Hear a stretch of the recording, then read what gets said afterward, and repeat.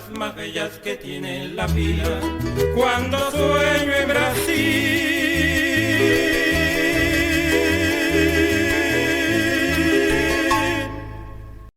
Voy a llamar al poeta quien va a dar la conferencia Apuntes para la concreción y o visualización de la literatura llanera. Luis Mendoza Silva. Bienvenido, hermano.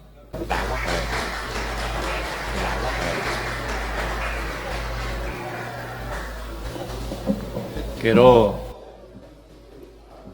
agradecer la invitación y habernos permitido participar en esta actividad al poeta Livio Delgado Godoy y a toda la gente de acá de la Casa del Alba de Venezuela, que nos han recibido también.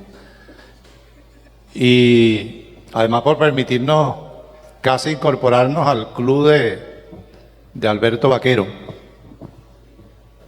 No sabía que estaba incorporado a ese club. Yo voy por ese camino, ya casi llegando. Yo con Alberto me he conseguido en distintas partes, le decía anoche, con Alberto me he conseguido en San Fernando de Apure, en Ortiz, en San Juan de los Morros, en Santa Inés de Barinas, aquí en Barinas, en San Carlos, en Trinidad de Casanare. Y el año pasado, casi por este tiempo, me lo encontré en un hato por allá, por ahí, como a 8 horas más o menos del pueblo de Paz de Ariporo, en Casanare, donde nos salieron todos estos espantos que él nombró ahora. Nos salió el diablo, la sayona y distintas vainas en una noche sabrosa por allá en un hato. Pero eso quiere decir que Alberto es un personaje con una experiencia extraordinaria, un reconocimiento sobre los llanos del Orinoco. Igualmente, saludo la presencia en este acto, en esta reunión, del poeta amigo de nosotros de hace mucho tiempo, de don Cacho Ortegón, del poeta Yorman Tobar que nos acompaña.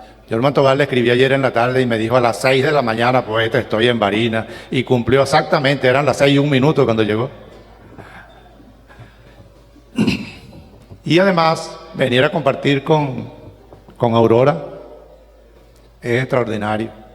La gran maestra de nosotros. Yo les cuento que Aurora yo no la conocí aquí en Venezuela. Yo Aurora la conocí en Colombia. Yo pasé una gran pena, una oportunidad que fui a un encuentro de escritores llaneros colombo-venezolanos en Yopal. Y a mí me habían invitado a llevar una delegación de escritores y eso fue lo que hice. Esa vez llevé a Arnulfo Quintero López, recuerdo, y un grupo de personas. Y en el acto, con presencia de las autoridades, el gobernador y todo eso, estaba por supuesto Aurora en primera fila, pero yo no la conocía. Y me tocó a mí dar las palabras en representación del país, de Venezuela, y yo ni siquiera la saludé. Y ella era la que tenía que estar dando esas palabras, porque era la gran conocedora de todo el llano. Yo después pasé una gran vergüenza, porque cuando me bajé de allá me dijeron, ahí está la mamá grande, no la saludaste. Todavía tengo pena, disculpa Aurora, públicamente lo hago hoy. Apuntes generales y principios conceptuales sobre la poesía tradicional de los llanos. Ese es el nombre de la ponencia.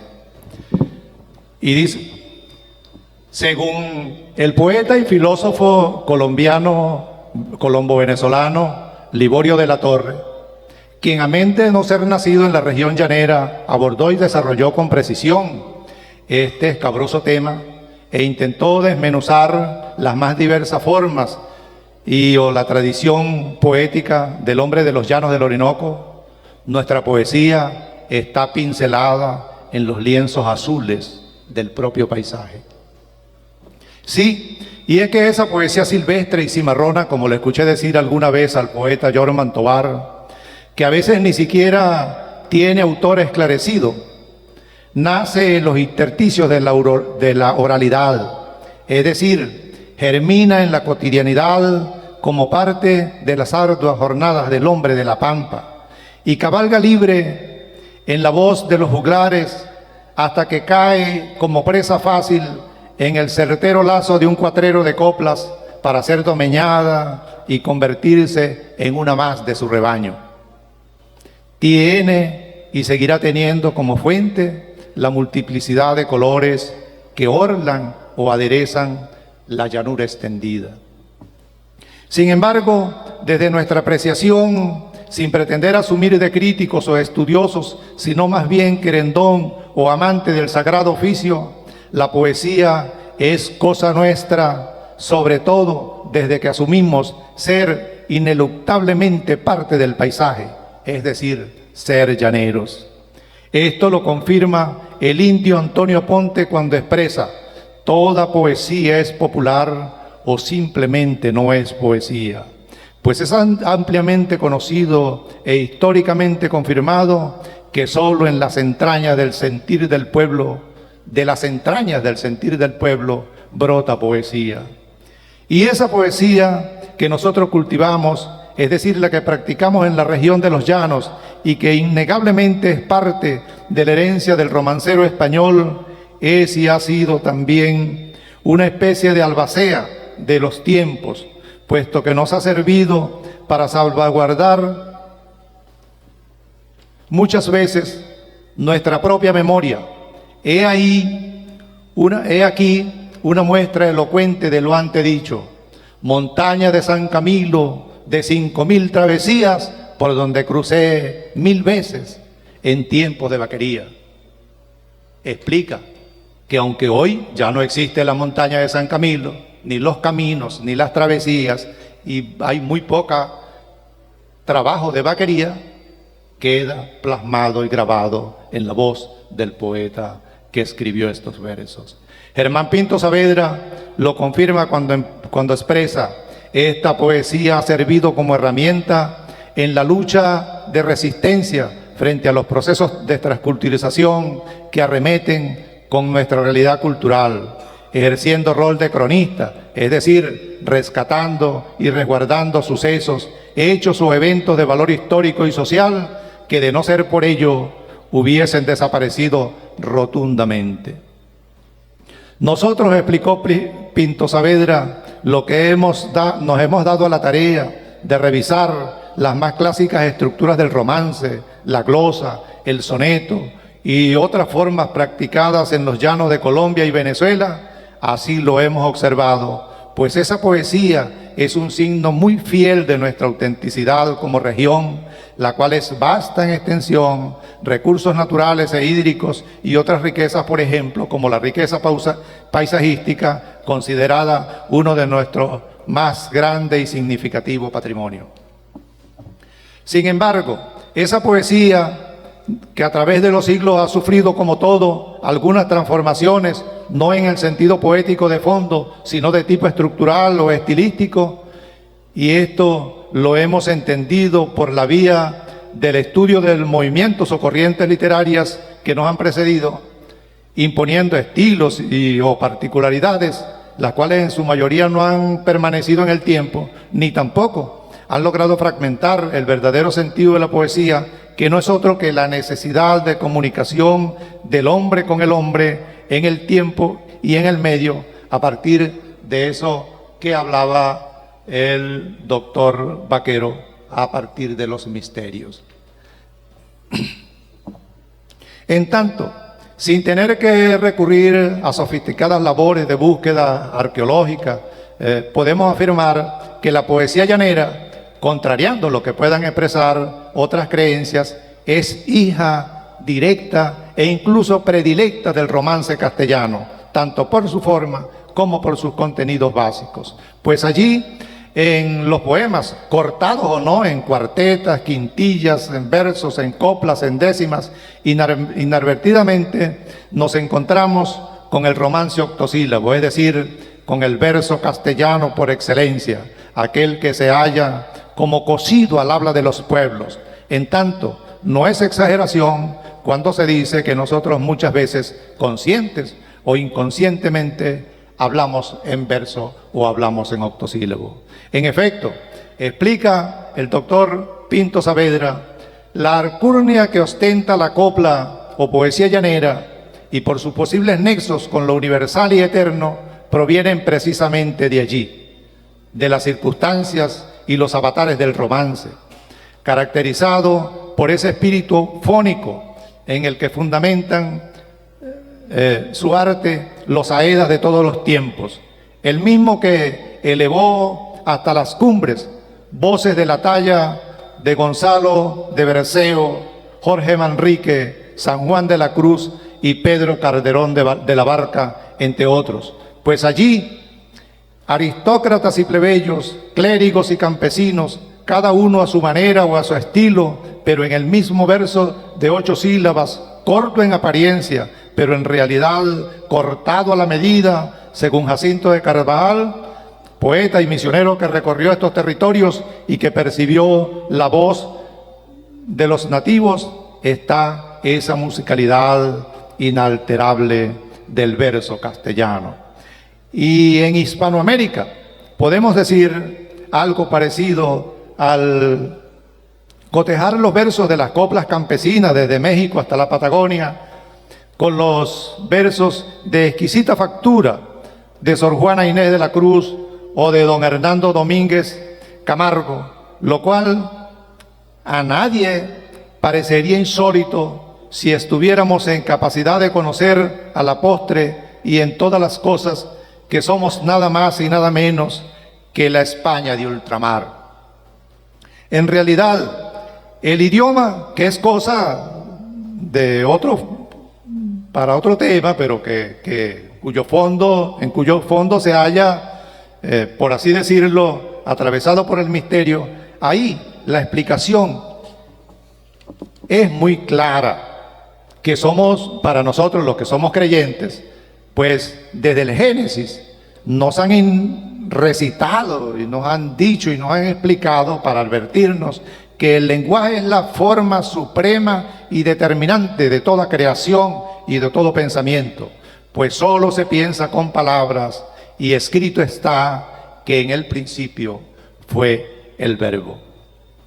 Siguiendo esta línea de reflexión, pero retomando el tema inicial, consideramos que la poesía tradicional ha hecho insoslayables aportes a la literatura, incluso hispanoamericana, pues allí el idioma, en vez de resentirse, parece nutrirse de nuevos y exóticos vocablos sin perder su elegancia. Es decir, parece llenarse de luz, de una luz no conocida antes, y ante tal situación seguramente ha usado todas sus capacidades para adaptarse sin sufrir ningún menoscabo. Y aunque, como expresó Miguel de Unamuno, el dialéctico de Castilla no fue hecho para la pandereta y la jarana, sino para el alma y el espíritu, para cantar con el alma desnuda o en pelota, como dicen allá en Colombia, no es posible negar que el castellano ha visto maravillado el alma festiva de los pueblos andaluces y la variedad de modos de sentir de los hispanoamericanos, desde los Andes peruanos y bolivianos, pasando por las Antillas, incluso la Guajira y los llanos colombo-venezolanos, donde en medio de esa complejidad de gama, de formas y manifestaciones, en las coplas llaneras aparecen esa gran cantidad de historias o leyendas sobre duendes, espantos, aparecidos, de esos que nos salieron allá en Casanare, y de ánimas, sobre todo esas que están en versiones rimadas, que constituyen una especie de expresión concentrada de la sabiduría popular, como es el poema de Alberto Arbelo Torrealba. Y por supuesto, según Adolfo Rodríguez, de ahí derivan muchas de nuestras costumbres, talante moral y aspectos relacionados con la vida material y aún algunos de naturaleza ideal, donde además se sustentan las culturas ecuestres de América, los gauchos, los argentinos, los llaneros colombo-venezolanos, los charros mexicanos y los convoy del oeste americano, todos de origen español y con vena andaluza, que incorporan elementos árabes aclimatados en 8 siglos de dominio agareno sobre España. La poesía, según el ya citado Liborio de la Torre, en su constante tránsito por los territorios interiores, adhiere involuntariamente y convierte en uno solo poeta y poesía. Por cierto, aunque este es un tema para otros debates, es bueno recalcar que una contemporaneidad influida por nuevos esquemas ha intentado desvalorizar totalmente el carácter expresivo de los poetas criollos, de los poetas sencillos, endilgándoles falta de universalidad, chabacanería y ramplonería. Pero cuidado con esto. Esta precisión que se sustrae a la visualización primaria nos propone otra lectura de la poesía en estos tiempos. Quizás la lectura verdadera, la del avivar campestre con su geografía y sus silbidos solitarios, según el maestro Andrés Bello, la poesía del trabajo, de los hatos y las sementeras, la que se escribió y se sigue escribiendo con la sangre que derramaron los soldados de Bolívar, Páez y Santander, y las huellas que estamparon esos caballos en sus travesías desde Casanare al Potosí. Y tal vez esa geografía a la que don Andrés Bello se refería no es la geografía verde de nuestro paisaje, sino a la geografía humana, según la profundidad de sus metáforas. En tanto, por supuesto, salvando las distancias, he aquí nuestra invitación para finalizar esta cháchara, como dicen, nuestra invitación desde estos espacios para que sigamos soñando e impulsando desde cualquier escenario la construcción de un nuevo amanecer de la poesía, teniendo como fuente las múltiples bondades y colores de esta tierra fecunda, propicia para las aventuras creadoras, donde cada uno de nosotros puede ser actor fundamental de esta gran obra sinfónica, y que aun cuando estemos a leguas de distancia de las sabanas azules y esmeraldas, podamos seguir cabalgando en el potro de la imaginación, recorriendo esos caminos reales de la amistad perpetua que como ríos infinitos traspasa el inmenso llano sin linderos de la transhumancia y de la poesía. Gracias. Sí. Ya va, pero te pido un minutico para terminar. Quiero despedir mi participación compartiendo con ustedes una glosa que tiene hecha sobre una glosa, sobre una copla que le pertenece al poeta Alberto Arbelo Torrealba, y dice así. La glosa se titula Glosa del amor perdido y dice: allá va un encobijado por el terronal pampero, y así se va mi esperanza, sin ti por el alma adentro. Observando los paisajes de la sabana rotunda, brotó una copla profunda como del mar sus oleajes, y se volvieron celajes, rumor y río encantado, tal como lo había soñado el último caporal, quien dijo en su recital: allá va un encobijado. Y durmiendo y sin dormir en hamaca de otro dueño, pasaba el viento risueño con la ilusión de partir, y aunque no quería me herir, lanzó flechazo certero, pues fue un amor pasajero de esos que rompen el pecho, el que me dejó maltrecho por el peladal pampero. Unos cantares eternos susurraron a mi oído, y me quedé adormecido entre sus brazos tan tiernos, mas no volvimos a vernos y me volvió a herir la lanza. La flor de la desconfianza se plantó en aquel jardín, y por un mundo sin fin, así se va mi esperanza. 4 suspiros quedaron colgando de mis antojos, y en la noche de tus ojos mis angustias se mojaron, y juro que no faltaron ansias de amor y de encuentro, puesto que tú eras el centro de aquellas divagaciones. Hoy voy pescando ilusiones, sin ti por el alma adentro. Muchas gracias. Y cantar contigo siempre cantar, y reír contigo siempre reír, mirando las cosas más bellas que tiene la vida. Cuando sueño en Brasil,